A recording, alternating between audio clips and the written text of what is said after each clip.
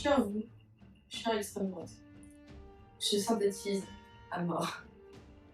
C'est blessé, là c'est amer que je peine à rédiger ce communiqué.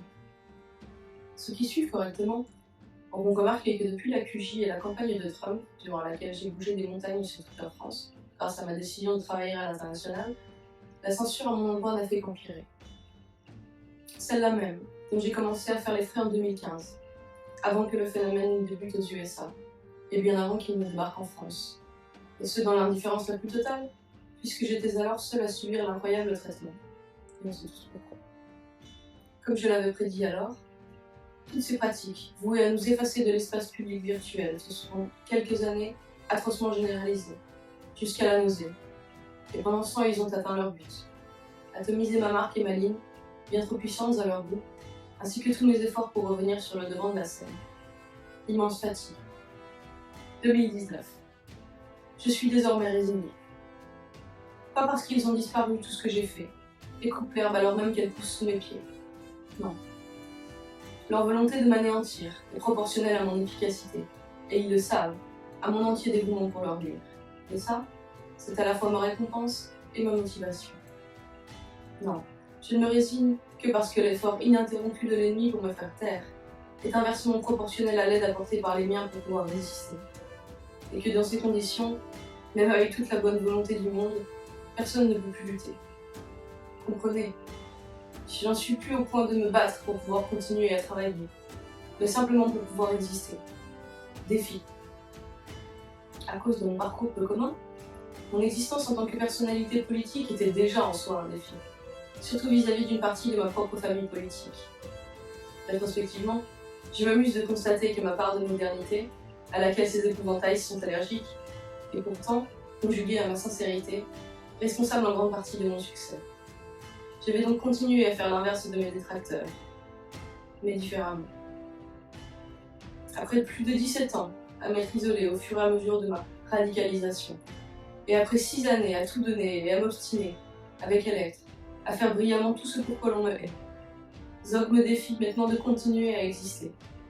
Logique, vu que je fais partie des porte-paroles de la seule race sommée de s'effacer. Habitué au challenge, mais réaliste quant à mes chances de réussir celui-ci, j'ai décidé de répondre à ce nouveau défi. Par un autre défi, encore plus fou, et par un changement total de stratégie. Au lieu de me saboter en m'échinant à rebâtir seul ce qu'il me reste de ruine, je vais tout changer et ne plus me servir que de mes atouts pour les coincer. Malgré les apparences, je n'abandonne rien. Et tout ce que je ferai à l'avenir sera toujours motivé par l'unique seule chose qui m'anime et me préoccupe depuis tant d'années. Cette lutte pour notre existence et pour le maintien de l'ordre naturel qui fait de nous ce que nous sommes. Malheureusement, dû au potentiel astronomique de malveillance de nos milieux, je n'en dirai pas plus sur mes plans, de peur qu'une existence et un projet dépassant l'entendement ne soient immédiatement sabotés et réduits à néant. Attention, pas d'amalgame. Je ne généralise évidemment pas à tous les militants, mais après plus d'une décennie à fréquenter l'extrême droite, d'abord de loin, puis de très près, beaucoup trop près, ici ou ailleurs, mon constat est sans appel. Entre veuleries typiquement françaises, cassosseries profondes, dérives idéologiques, subversions omniprésentes, querelles de chapelle et batailles égotiques, paradoxalement, le camp qui a raison sur tout est pourtant peuplé de fous. Et si les plus radicaux d'entre nous sont censés être le dernier rempart à ce qui nous attend, alors abandonnez toute espérance, car bien trop souvent, meilleures sont les idées et plus ils sont repoussés. Pas de lumière non plus au bout du tunnel officiel, puisque tel Gollum, le RN, la cache jalousement. Mélanger les genres comme je l'ai fait était avant tout un défi métapolitique, car c'est ce qui me semblait être l'angle d'attaque le plus inattendu et prometteur, porno et race étant intrinsèquement liés. Entre-temps, j'ai finalement compris le pourquoi de cette obsédante réalité, de cette guerre raciale et des plaies progressistes qui accablent notre société. Parlez-moi de défis. Ce n'est qu'après avoir longuement pesé le pour et le contre que je me suis décidée à parler du cœur du problème et à assumer mon rôle naturel d'anticorps. Au début avec 10 km de pincettes, pour contourner l'inévitable suicide social. Puis le succès venant, de plus en plus directement, sans jamais pourtant les nommer vraiment.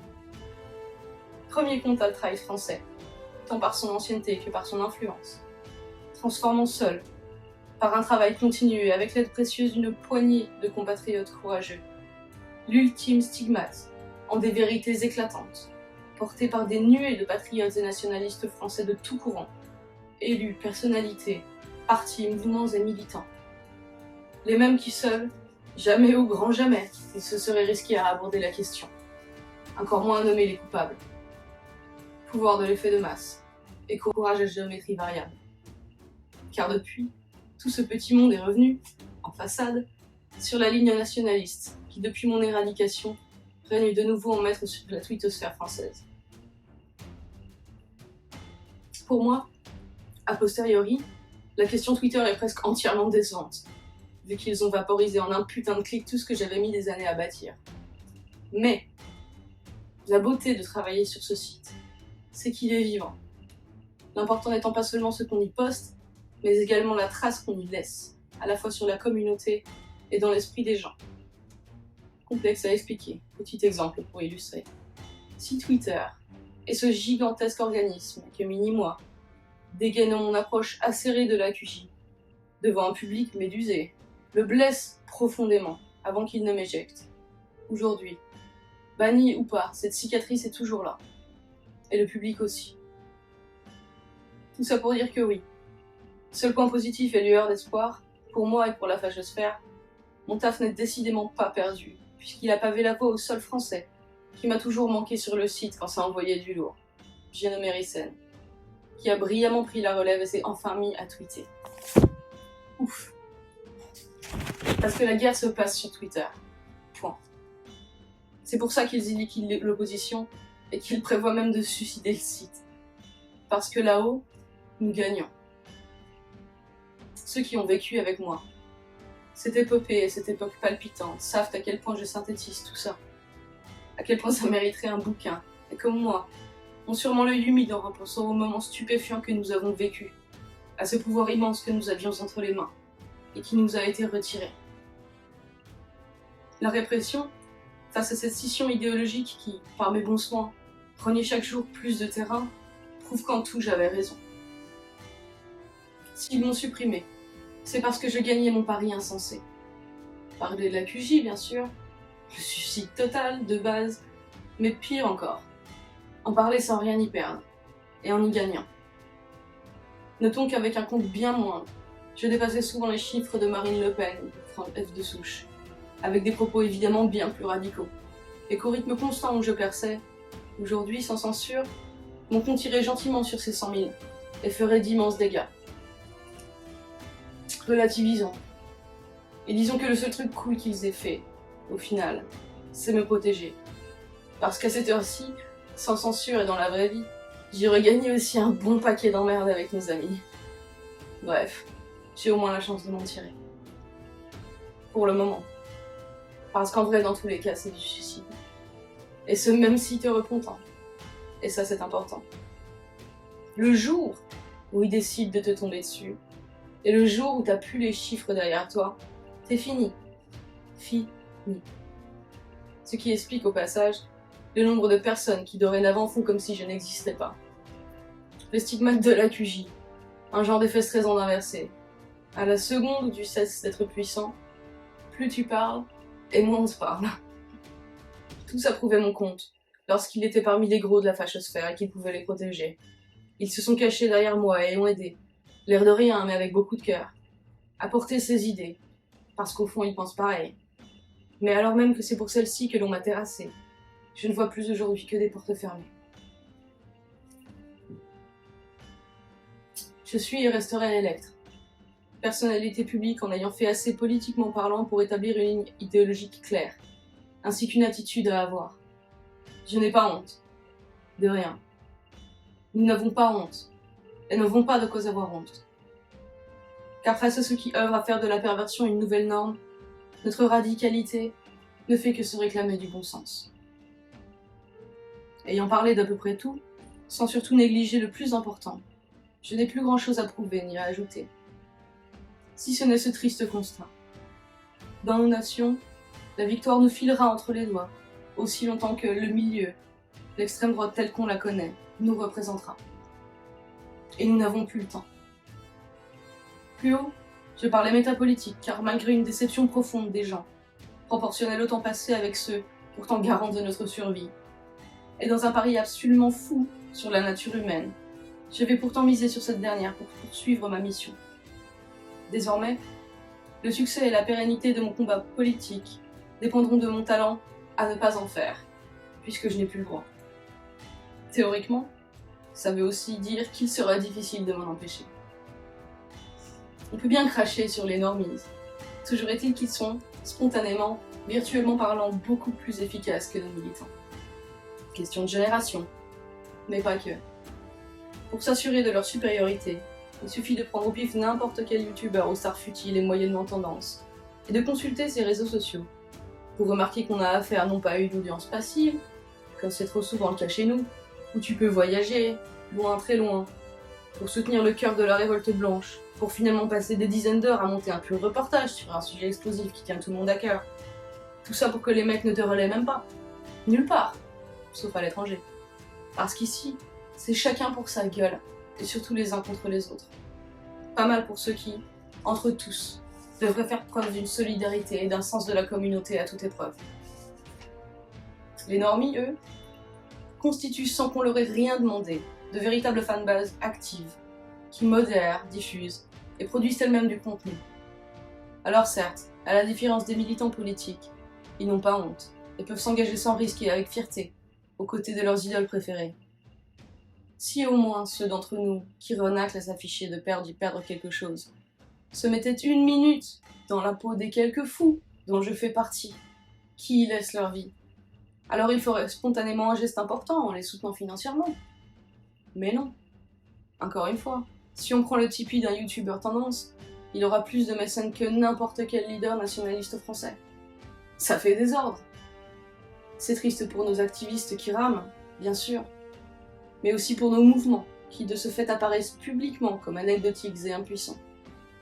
Je ne vous apprends rien, en disant que l'argent c'est le pouvoir, mais je le souligne, car encore une fois, dans la vraie vie comme sur Twitter, les chiffres sont tout. Et si nos propres leaders n'en imposent pas, comme ils le devraient, alors ce sont nos idées qui s'en trouvent marginalisées. La vie étant bien faite, après si longtemps à chercher des solutions virtuelles, pouvant me permettre de monétiser mon travail et mon engagement constant, autrement dit de rentabiliser un peu ma vie.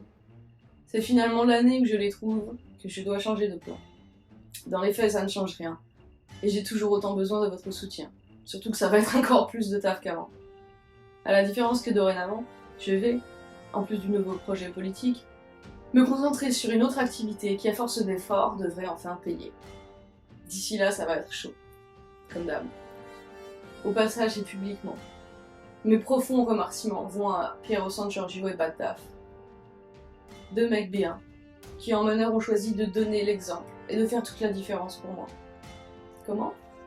En m'apportant leur caution morale et financière, pour seulement 1 shekel par mois. C'est peu, et c'est pourtant tellement. Problème technique mis à part, j'ai tant tardé à lancer mon financement participatif car au fond, j'anticipais cette blessure dont je ne pourrais me remettre. Je mourais de peur d'être déçu, et que vous ne m'abandonniez alors que j'appelais à l'aide. Ce n'est finalement pas le cas, et mon soulagement et ma gratitude sont immenses. Alors 1000 merci également à tous ceux qui se sont engagés à mes côtés. Et ce, malgré mon manque quasi total de communication à ce sujet. Vraiment, le succès de l'opération est l'unique chose à m'avoir redonné l'espoir ces dernières années.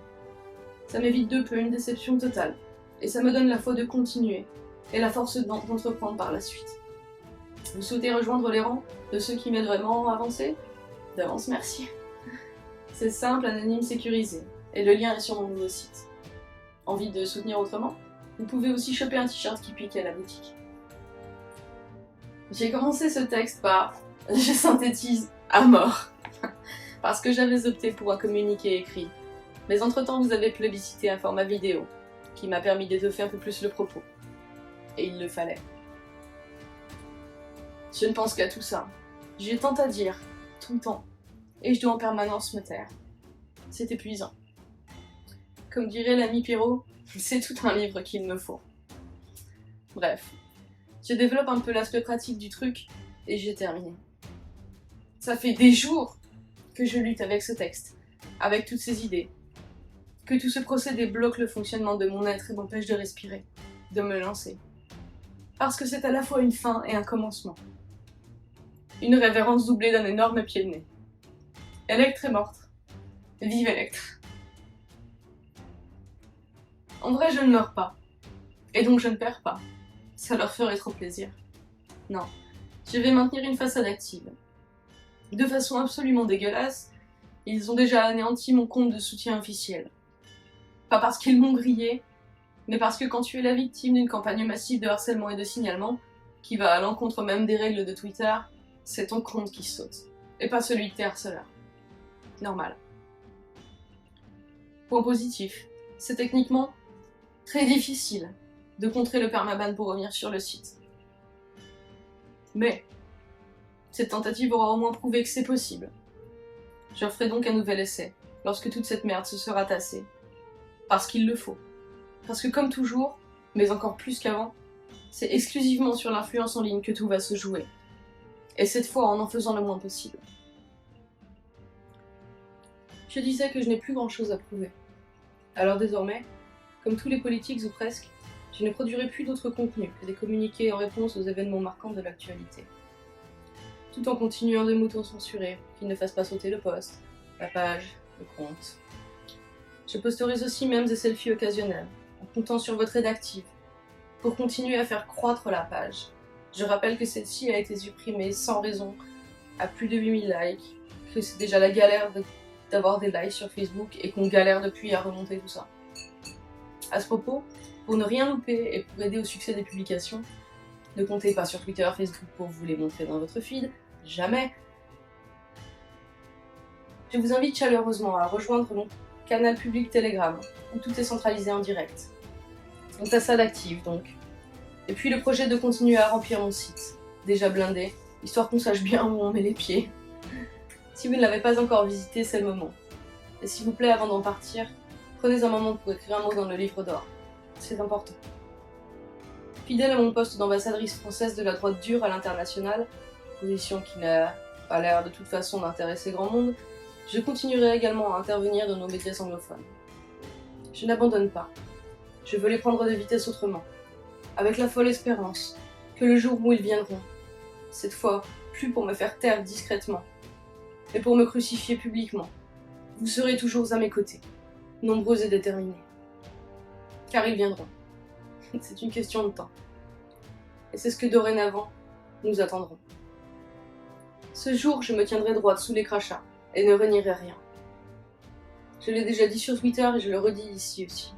Si un jour je me renie, si un jour je nous renie, c'est clairement qu'il menace ma famille.